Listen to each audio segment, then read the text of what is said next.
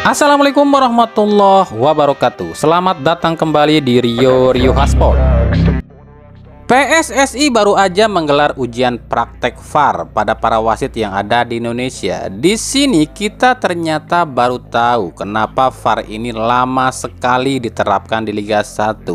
Selain karena emang ada faktor kesengajaan pihak-pihak tertentu yang ingin VAR ini ditunda-tunda dengan maksud-maksud tertentu, ternyata dengan adanya VAR ini baru ketahuan bobroknya PSSI selama ini, khususnya soal perwasitan.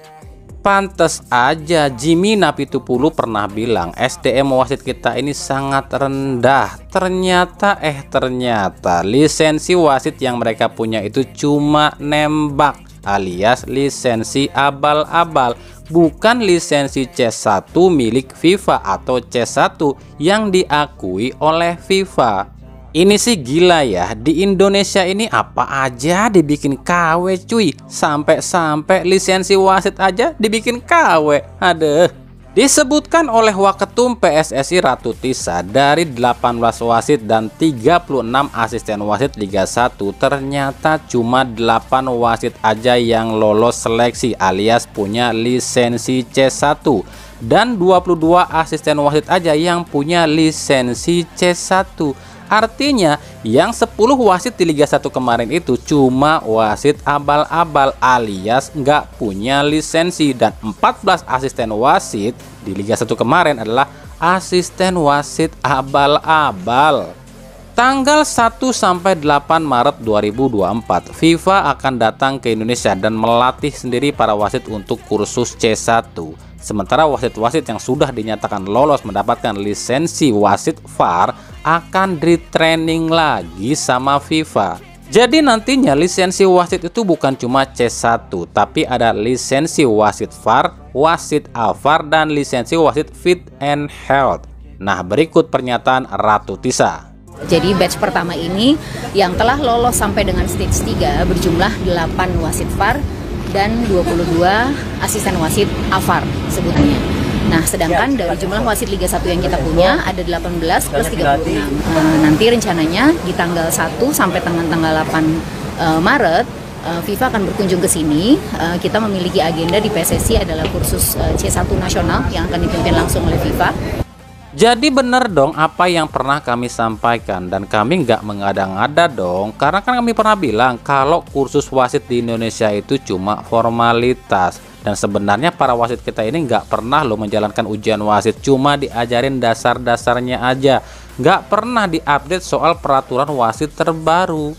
Ya gimana mau diajarin, wong lisensinya aja nggak punya, cuma pakai lisensi KW. Makanya wajar kalau selama ini kita udah muak banget lihat tingkah laku para wasit dan hakim garis yang seolah mereka tuh kayaknya goblok banget gitu kan. Ya karena emang mereka itu nggak tahu peraturan wasit, orang nggak pernah diajarin kok. Mereka ini cuma diajarin lari-lari doang, angkat bendera doang, dan tiup peluit doang.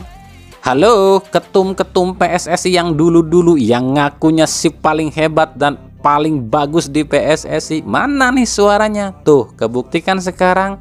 Kalian ngapain aja dulu, kok wasit aja nggak disekolahin sih?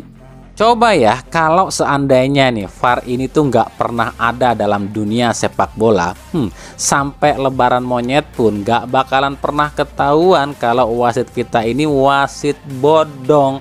Itulah kenapa VAR ini sangat ditakuti oleh para mafia bola. Bukan cuma pengaturan skor yang bisa terindikasi, tapi kebobrokan sepak bola dan perangkat pertandingan pun bisa terungkap semua.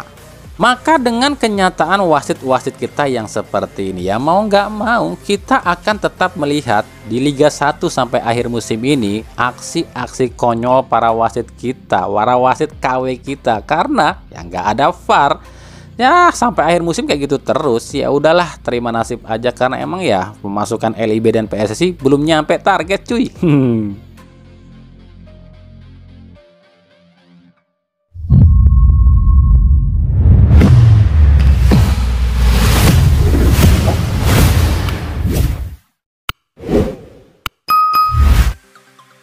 Oke, kembali kami akan berikan satu lagi pemain keturunan berposisi striker yang masih muda dan bisa langsung dipakai oleh Sintayong di Piala Asia U23, dan menurut kami dia ini layak diambil oleh PSSI.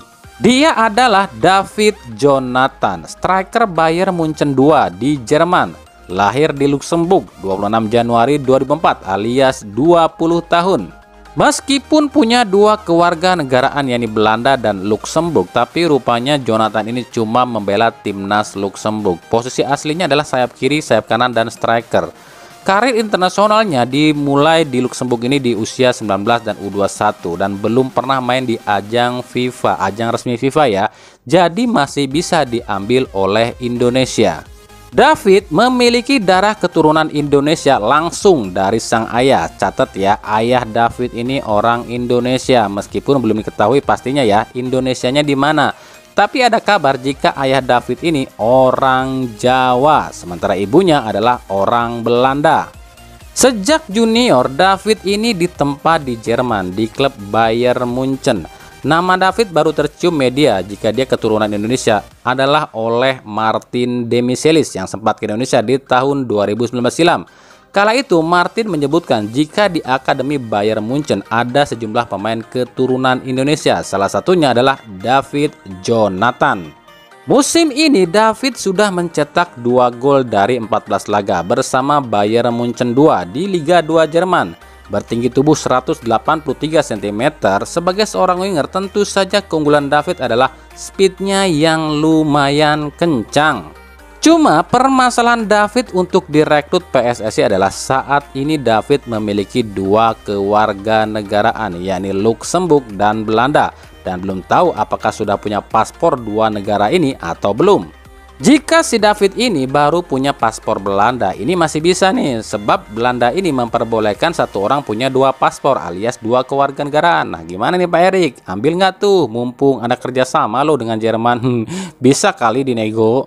Ayolah bantu Sintayong, berat lo buat Sintayong di Piala Asia U23 ini. Klub Liga 1 masih arogan, nggak mau lepas pemain. Ya udah, kasih aja Sintayong ini pemain keturunan semua dan nggak usah keluar-keluar lokal pret. Lagi mana mau pakai lokal, uang klub lokalnya aja nggak mau lepas pemain. Tar giliran Sintayong nggak pakai pemain lokal, ngambak, bilangnya anti lokal lah. Tapi giliran minta pemain lokal nggak pada ngasih. Ayo, siapa yang dablek kalau gitu?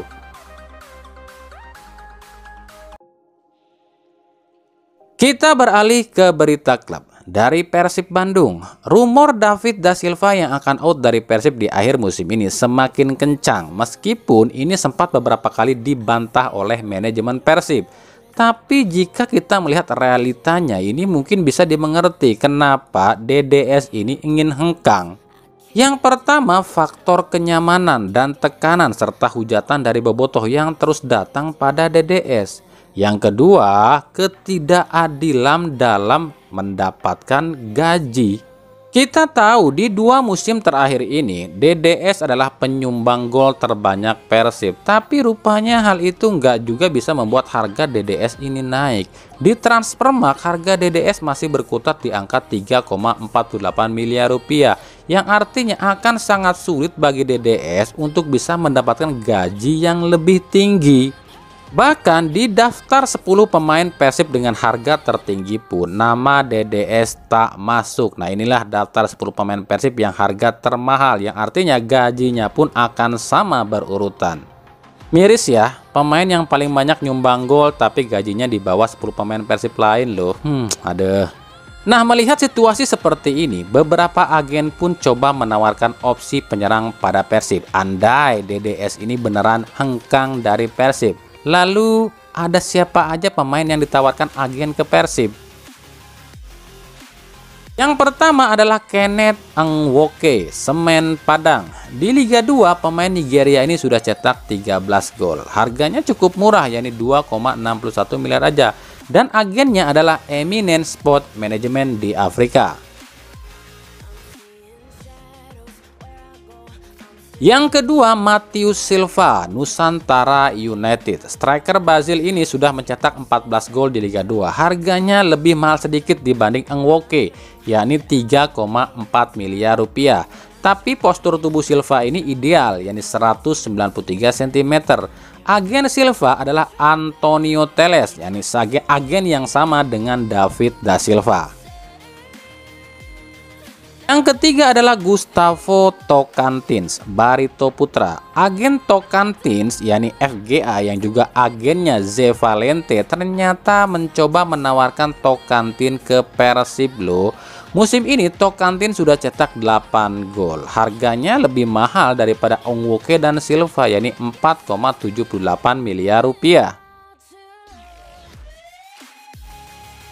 Yang keempat, Josep Ejejari Visaka FC. Bomber asal Spanyol ini pun ternyata ditawarkan oleh sang agen ke Persib. Agen Josep Ejejari adalah Rui Gomez yang juga agen dari Oliver Bias, Charlie de Murga, Daisuke Sato, Christian Rontini, dan Fernando Rodriguez. Selain ke Persib, Rui Gomez pun menawarkan Ejejari ke klub lain di Liga 1. Nah, gimana menurut kalian? Ingat, belum tentu Persib menerimanya loh ya. Meskipun 4 pemain ini memenuhi syarat untuk main di Liga 1, tapi kembali lagi kita tahu Persib itu tipikal klub yang irit. Dan kami yakin semakin dekat akhir musim, maka akan semakin banyak agen yang menawarkan pemainnya ke Persib.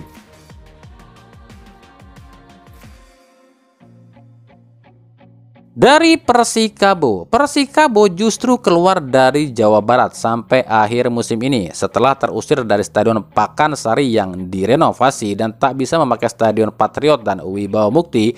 Persikabo ogah nyari stadion lain di Jawa Barat. Akhirnya memilih menyewa Stadion Iwayan Dipta di Bali sebagai markas sampai akhir musim. Alasannya logis, sebab seketika sebuah tim menyewa stadion ini, maka tim ini nggak perlu repot lagi nyari tempat latihan dan gym. Sebab di stadion ini sudah paket komplit, ya stadion, ya lapangan latihan, yang gym juga. Artinya apa? Akan ada beberapa tim Liga 1 di akhir musim ini akan bermarkas di stadion ini, yakni Bali United, Persikabo, dan Arema. Dan berikut stadion yang dipakai tim-tim di Liga 1 di akhir kompetisi ini. Bali United, Arema, dan Persikabo, Iwayan Dipta. Persis Solo dan PSS Sleman, Manahan Solo. Bayangkara FC, PT IKA. Persib Bandung, Sijalak Harupat. Borneo FC dan PSM Makassar di Batakan. Barito Putra dan Rans FC di Sultan Agung. Persik Kediri di Brawijaya. Madura United, Ratu Pamelingan. Persija Jakarta, JIS. Dewa United dan Persita Tangerang di Arca Manik. PSIS Semarang, Jatidiri, dan Persebaya di GBT.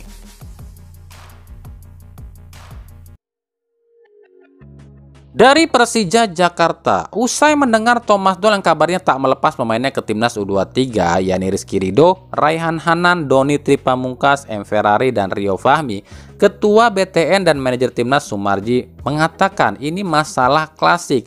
Tiap tahun Thomas Doll selalu bikin masalah buat timnas. Sumarji akan meminta pada Ketum PSSI Erick Thohir agar menegur tim Persija sebab kejadian ini sudah berulang kali terjadi. Kami pribadi udah pernah ngebahas ini ya, ini tuh salah semua pihak. AFC salah, udah bikin jadwal turnamen di tengah-tengah kompetisi. PSSI dan LIB salah sebab nggak menyesuaikan jadwal liga dengan liga-liga luar. Sehingga saat liga luar nggak jalan, Liga Indonesia justru di tengah kompetisi. Yang ketiga, kesalahan regulasi. Sebab emang benar faktanya di regulasi PSSI musim ini belum ada regulasi yang menyebutkan tiap pelatih yang melatih klub Indonesia itu diwajibkan lepas pemain ke timnas di ajang apapun. Belum ada sama sekali regulasi itu dalam statuta PSSI. Jadi ya di sini Thomas Doll masih bisa dibilang benar sih nggak lepas pemain ke timnas U23 karena emang bukan agenda FIFA. Entahlah, makin puyeng aneh.